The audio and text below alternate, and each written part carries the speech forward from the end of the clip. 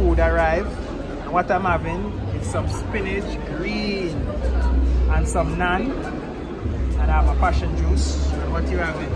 I'm having buttered naan and lentils. Lentils, family. So we try to go the real vegan way, no meat way. So when we go out, this is what we try to do. We try to eat like this. So this is my first meal in Kenya. How you feel? I'm feeling so nice to be back home. You know, in Kenya we really have varieties of food. So today I'll eat this, tomorrow I'll eat another thing. Yeah, so I'm happy to be home. Yeah. For you, taste. You can taste. You want to taste? Start it. Yeah, family. So it's a good feeling.